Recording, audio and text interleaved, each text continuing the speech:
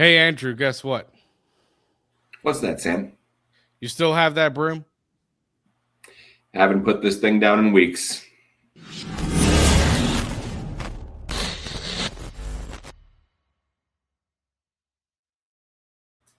Andrew, we might be having two consecutive playoff series where we sweep the other team. I don't know if we've had that in franchise history before. I can say with confidence that no, we have not. Very few teams have. There's a lot of revisionist history going on from people who picked the Flyers, just like there was with the Senators about how, oh well, this is an easy path for the Hurricanes. No, no, no, no, no, no. We're not letting this slide. We're not going to forget how many people were saying that. Oh, the scumbags of the Metro were going to bully their way into victory. Nope, outclass and just two different levels of team, man. And I'm pumped right now. Oh, I am too. So, as we head into this game, we got some good news on the injury front, Andrew, because Nikishin's back. He's back playing on the ice, and he played a good game. He didn't make any stupid errors with the puck or anything. I thought he played good. Yeah, I thought he played good. It was a good welcome back game, Yep. and I'm glad that for the most part, stayed out of the nonsense, especially coming back from a head injury. This was a game where that easily could have been re-aggravated, but thought he made some good plays. In particular, I noticed a few instances where he could have gone puck chasing on the forecheck and made the smart decision to actually back off, Yep. recognizing kind of where things stand in the series. So even though it wasn't the most noticeable game for him, the times I did notice him, it was all signs of just a maturing hockey player. Exactly.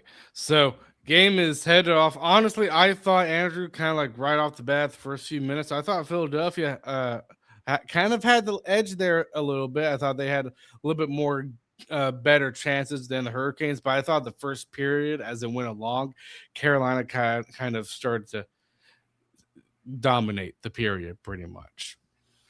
Yeah, Philly came out like a team that knew that they needed to win. Mhm. When we did our series preview and we talked about how we thought the series was going to go, you called for the sweep again. You're looking smarter and smarter every day.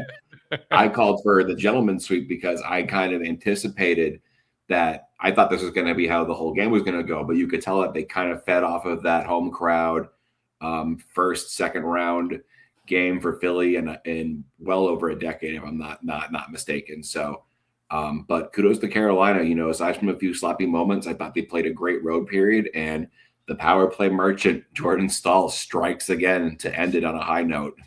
Oh, he does. And it's nice because it's on the power play goal. Because the thing is, the nature of this series, Andrew, is how important special teams probably is because of these so many penalties taken from both teams.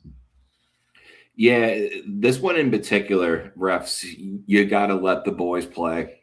I thought that there were bad calls going both ways. Don't get me They were. wrong. I'm not going to blame them for anything, but but The trip on Ghost, I was a little surprised they called that.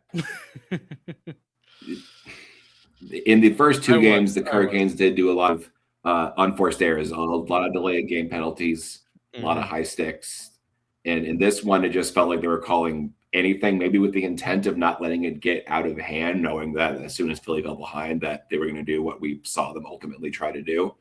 But it kind of killed the flow of the game. It made it a less enjoyable product, and I think those calls didn't need to be called, most of them anyway.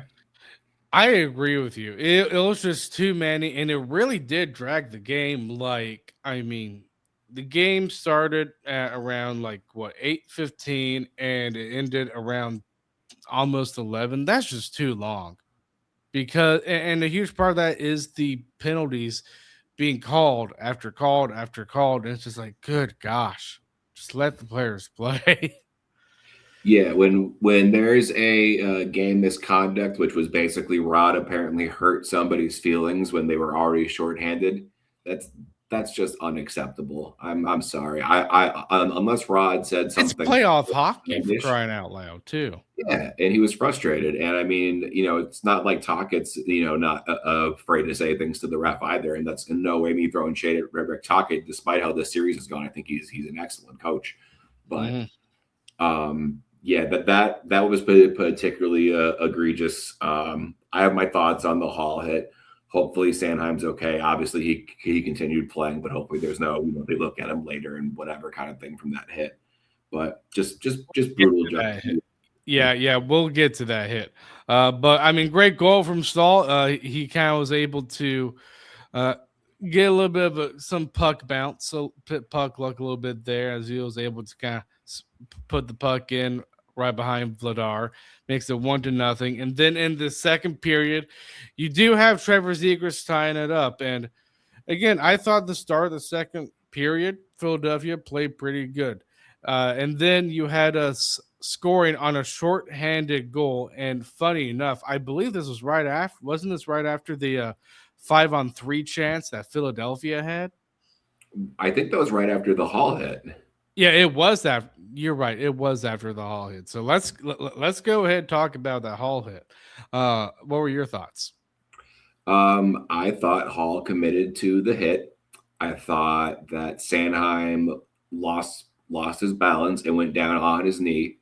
And therefore, what was Hall supposed to do? I don't think he leaned into the head. If anything, I thought that he leaned off of it. And if by chance, if you're a Flyers fan thinking that we're being homers, we both said that hit on Nikishin that knocked him out was a clean hit. It's a physical game. Things are going to happen. Stay on your feet. And Hall has just become a lightning rod in these playoffs. I don't know where this came from. I've been seeing people being like, "Oh, well, Hall's always been a dirty player." And maybe I just didn't follow the Oilers or the Coyotes, or I definitely followed them when he was with the Bruins. I get force fed enough of their games because I live up here. But at no point has Hall even really been that chippy of a player. And he's just been a lightning rod in these playoffs. And I love that from him. I think he has understood the assignment about what this team has kind of needed. And this is why we keep saying this team does feel different.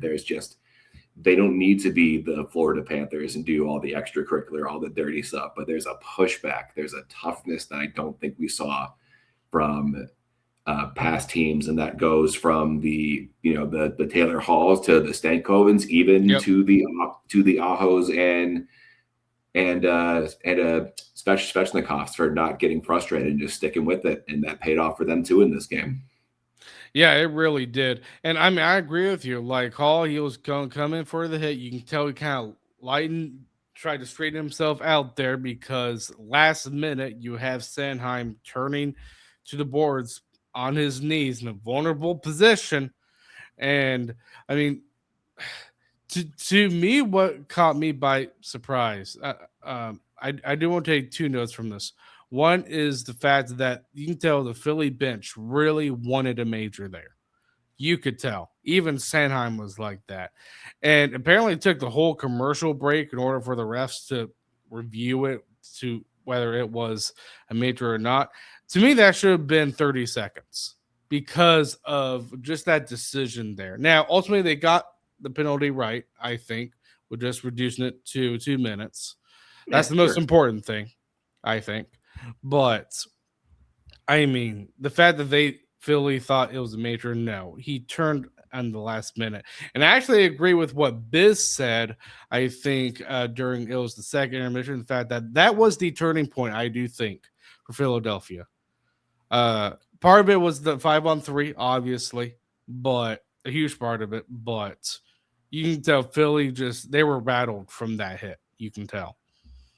Yeah, I like that you mentioned business comments because I had that geared up and ready to mention. I can't remember exactly what he said, but it was something to the effect of for that long period where they were looking at the play, Philly had spent more time planning their power play and less time just basically complaining to the refs that entire bowl. Mm-hmm. Who knows? Maybe you don't get caught off guard by a 2-on-1 breakaway by Jordan Stahl and Jalen Chatfield, both guys that we love, but that's embarrassing. That is embarrassing that you let those two guys pull that off on you in this game. Yes, and credit to Jordan Martinook, who dove reaching to poke the puck outside of the zone, which kind of created a 2-on-1 chance between Stahl and Martinook. Well, sorry, Stahl and Chatfield. Obviously, what's funny about that 2-on-1 is you would think with Philadelphia, I mean, obviously they're on the power play. They had two players in the middle there between Stahl and Chatfield, and Stahl is obviously on his backhand. Did they not think of Chatfield at all? Uh, if we were to look at it from a you're able to slow it down, hindsight, all that kind of stuff, like sure, maybe you just assume that Stahl is going to be the one to shoot it. Stahl being a forward, Chatfield being not only a defenseman, but a very much defensive defenseman. But full speed, you're not thinking about that. That was just a blown play. And I think this game, with just how hot Philly came out riding that emotions and how Carolina was able to weather the storm and how quickly they turned this game on its head. Not even trying to be a homer, not even trying to be cocky. I think you saw the talent gap really show itself in this game. Oh, it really did. And that 2-on-1 goal was big. What a great shorthanded goal. Again, Carolina dominates special teams in this game. And Philly's 5-on-3 power play. Man, Carolina, props to them just on that masterclass penalty kill they did that took the wind out of the sails even more after that Taylor Hall hit on that 5-on-3, man. Like, good gosh, that was incredible, Andrew. Yeah, what else can you say, man? I think that they obviously the series isn't over. Crazier things have happened, but I feel more confident going in the game 4 against Philly than I did against Ottawa, and it's not even really particularly close. Oh yeah, I am too. I mean, it's funny because Philly came in with the emotions. They started looking good, and we kind of turned their emotions into hurting themselves because they just couldn't contain basically the hit and the 5-on-3 opportunity that they had. But third period, Andrew, you have. I mean, we know within the Hurricane circles here that one of the biggest discussions currently in this playoff run is the big guys not being able to score, obviously. Well, you have Svechnikov, a big star guy on this Canes team. Great goal with a great pass from Aho.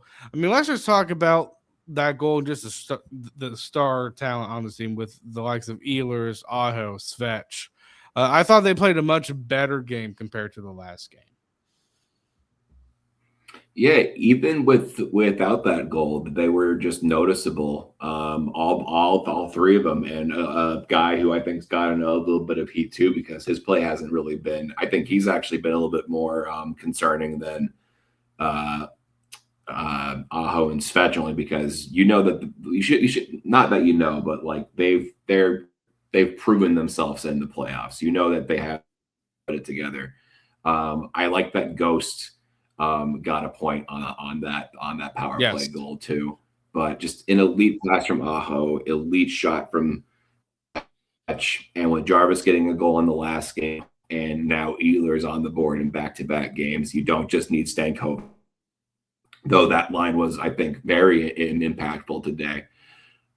This is what you wanted to see prior to this series coming to a close, is for those guys to kind of figure it out, for the power play to not only score, but I thought generally speaking, most of them tonight.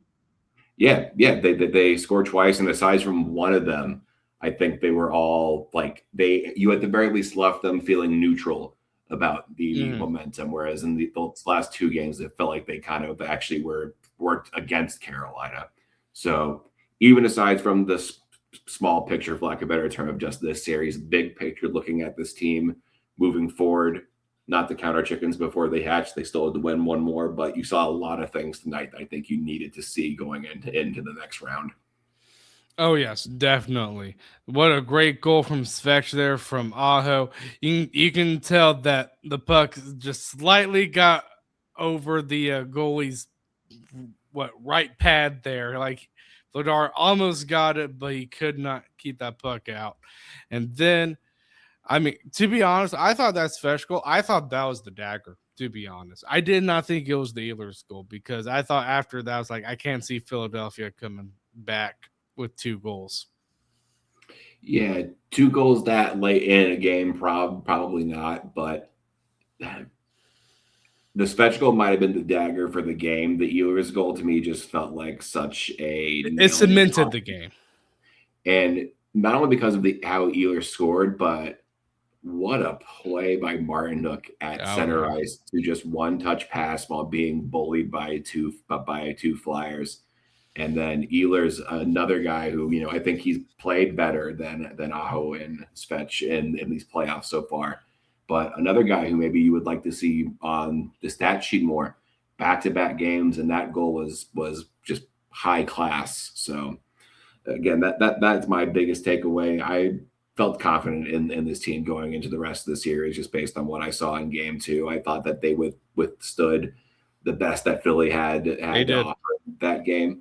So this game, you got to see all the little things that you were like, I feel good about the series, but looking forward, man, it's this and this and this, and I'm worried about that. Almost everything that you could mention before this game that you wanted to see happen tonight, and that's so huge for this team's confidence. It did. And just to comment on the Ehlers goal, yeah, I agree that Martinook pass to Ehlers was just so good.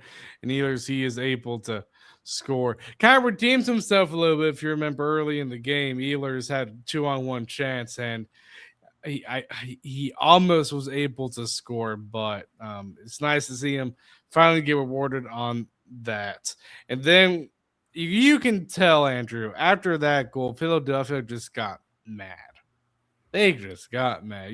Travis Konechny, especially. Yeah, Konechny and Couturier on the same after the whistle skirmish, but um, I think we got 2 great gifts from tonight, or 3 actually, because Miller had 2 of them. One was Rod when he got the game misconduct, because man, sometimes I wish I could watch this team from a neutral standpoint, because Rod Brindamore, when he gets mad, is objectively funny to watch. He's just so Oh, he intense. is. His face is just so expressive. But um, the Miller making the face at the Flyers player skating away was really funny. But then just him just getting jabbed in the cheek and just Yeah, I laughing while know. it's happening. That was funny. That's what this team needs, though. Like, again, you don't need the head hunting. You don't need the dirty stuff that like the Floridas of the world do. You need to just have such a you're not going to phase me level. And then instead of doing a retaliation, then you take a number and you do a big clean hit when you get the chance. And I think from a physical standpoint, I think Carolina is not getting enough credit. Definitely not from the national standpoint, but I think maybe even a little bit from within the own fan base. I think that they've really kind of carried the physical play against 2 teams that supposedly were going to drag them into the muck and bully them, and now they're on the verge of sweeping both of those teams. Oh yeah, I do too. Like Carolina, I mean, you can tell it was closer against Ottawa. Like there was a lot less room for error. I mean, with Philadelphia, I mean they played their heart out in game 2, like you said, but they still couldn't do it. And now they're on the brink of elimination. Like, I mean, let's say we came into this game and Philadelphia somehow won. I still probably would have felt maybe a little, even just a little bit confident that that the Hurricanes were going to win this series. I would probably not as confident as being a 3-0, obviously, but it's just you're talking about that skill gap that you said, and it's superior to Carolina. It just is. Yeah, I felt like in the Ottawa series, not that they were lucky to win the series because they obviously weren't, they swept them. I do think there was a decent bit of puck luck that went into the sweep. I think Timmy Stutzlo was probably still having nightmares about like 5 or 6 Oh goals. yeah. That, maybe if it hits the pad at a 5-degree angle more one way or another, just like little game of inches things that maybe they take one of those games. These Philly games, I mean, quite frankly, in game 2, looking back on it, Carolina kind of played the worst playoff game we've seen them play in a long time and still managed to Yep. squeak out the win.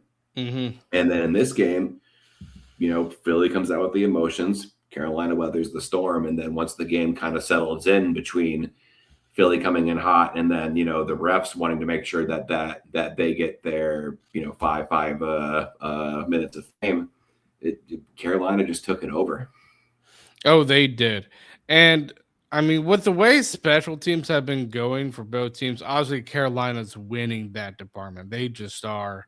Um, I still wish for the next game, Andrew, that it's just 5-on-5. I still wish because the penalties it gets too much. Yeah, it's too much. But the one thing I do not like, but it's a trend that's developing in this series too, and we've talked about it a little bit already. But just going into it, just the Canes are going to get bullied, blah blah blah blah blah. All this just real knuckle dragging takes on hockey. And now we're 3 games in, and it's Carolina's dirty. Oh, the refs suck. How many more power play chances do you guys want? Like convert. Exactly. But yeah, I mean, Konechny, you can tell he got frustrated. He messed with Miller there. And what's funny is early in the game, if you remember, it was on. I mean, Jarvis ultimately went to the box for the slash, and I agree. He Jarvis was stupid in committing that penalty because that was an obvious slash. But the part of the reason why he did that, I'm sure you Mhm, saw Andrew, is because mhm. Konechny cross-checked him 2 or 3 times. Yeah, and once was directly in the back of the head.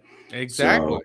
So, yeah, should Jarvis have done that? No, I think you're right. I think it was a brief moment of losing your cool. But I mean, you take a stick to the back of my head, I'm probably swinging what I have in my hands at you too, quite frankly. So Yeah. should have been offsetting if nothing else. I'm sure this is going to be another case where we're going to hear just like with how Jackson Blake took the swing at the guy and hit him in the pants, like oh, where's the suspension? Blah blah blah blah blah. Dirty play. Like reap what you sow to a certain point. Philly, Oh yeah. we knew this was how Philly was going to play, and they've been trying to get in Carolina's head, and just like with Ottawa, it hasn't worked even a little bit. No, it really hasn't. I also I think I retweeted this on Twitter, but I remember you mentioned like Miller laughing at the whole incident with him and Konechny. Well, he Mm. was laughing, he was making funny faces with the officials, Yeah, which was funny. yeah. No, I'm gonna be glad when this series is over. To be honest, only because I bring this up only because granted, the internet's not a real place. People say things they don't really, not Oh even yeah. that they don't mean, but that they would never have Mhm. the guts to say in real life. Um, this just whole narrative about like oh well, it doesn't matter, like no one actually cares about the Canes.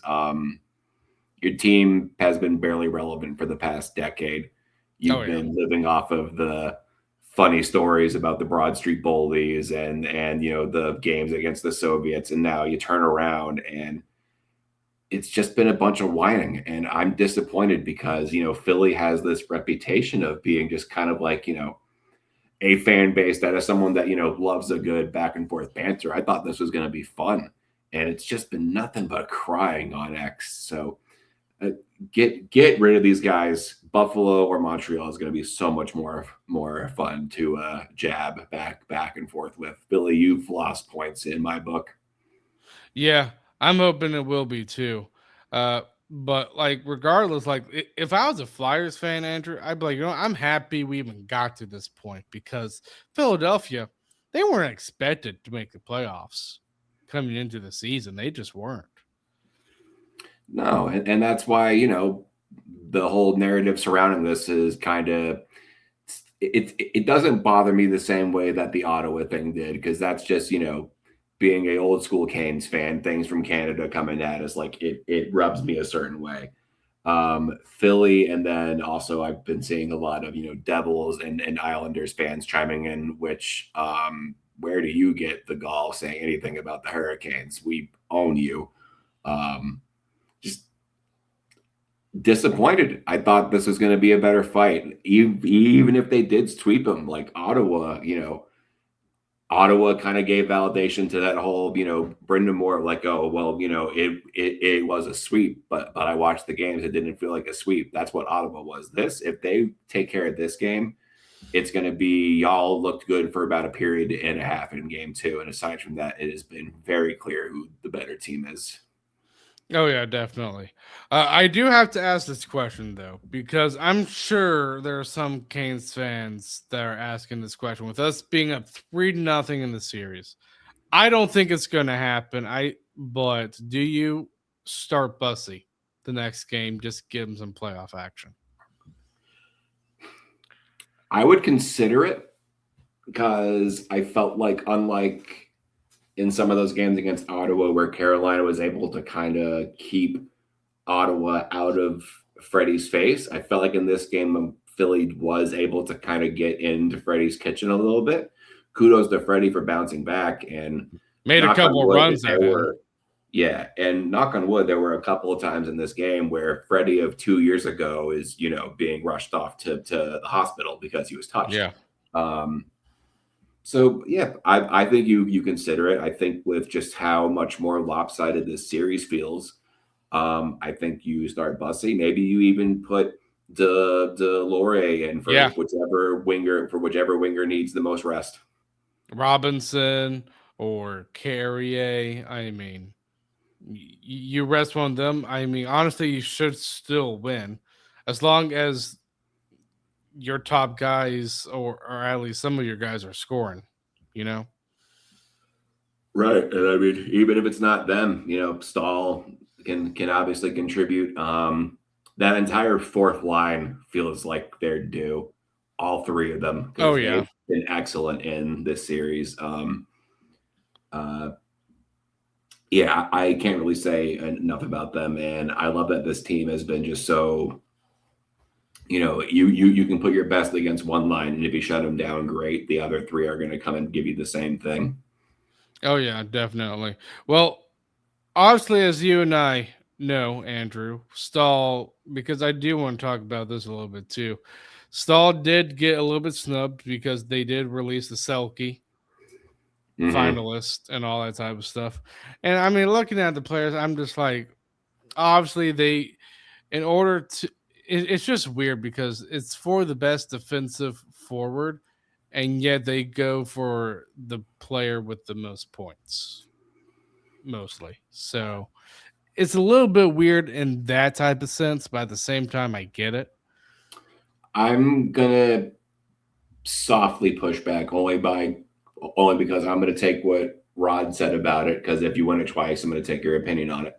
It's not necessarily the best defensive forward, it's the best two-way forward. It's the guy who can do both. Yeah. Which is why, sort of like with like Jacob Slavin and the North, there's been seasons where it's like, well, this was actually about playing defense. He would qualify.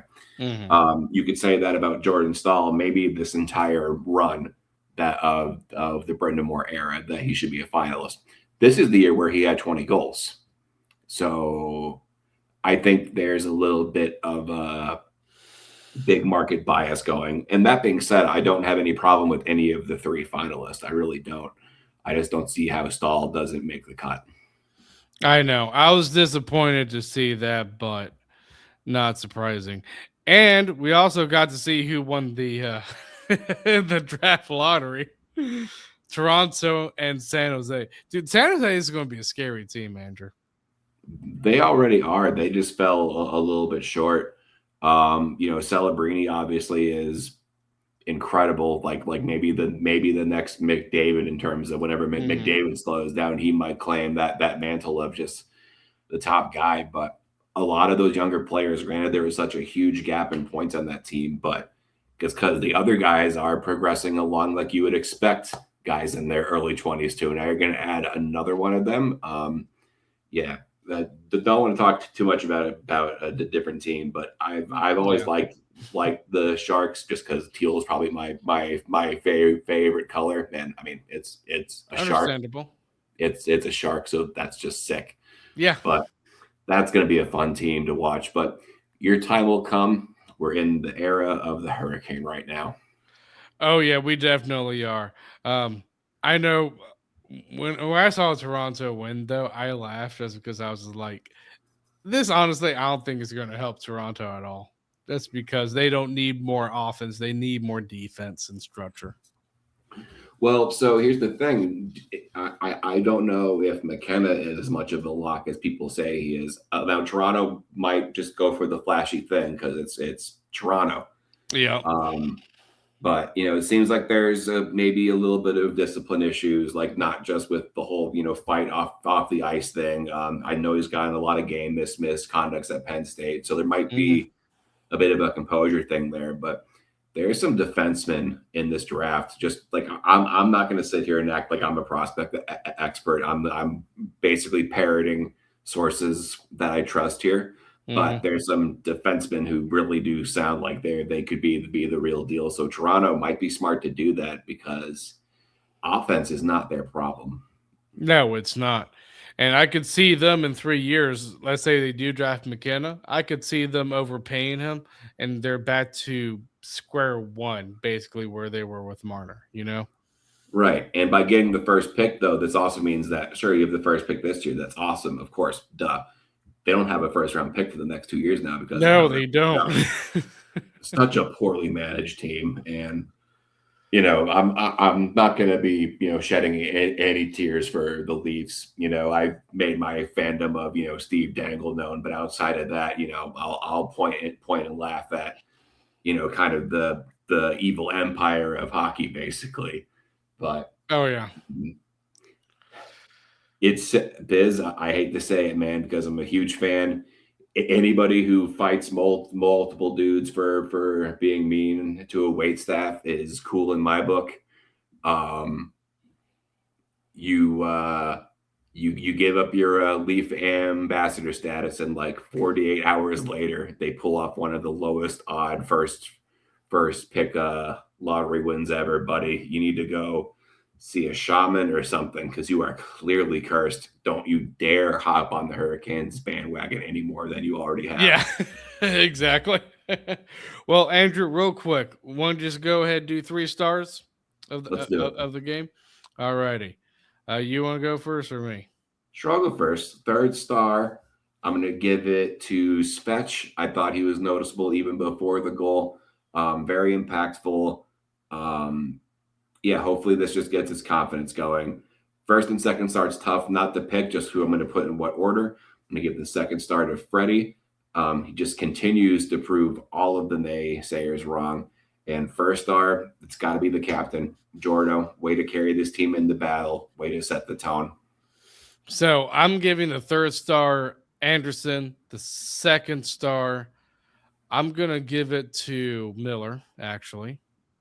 I like it. Yeah, I'm gonna give it to Miller just to change things up. And then 1st star, I'm gonna give it to the captain, Jordan Stahl. He played an excellent game. Yeah, he did. He's been great these whole playoffs, man. Oh, he has. Jordan Stahl is one of those guys where like if you like people sleep on Jordan Stahl, but like do yourself self a favor, guys. Go on YouTube and just type in Carolina Hurricanes game winning goals. Jordan Stahl is on there a lot.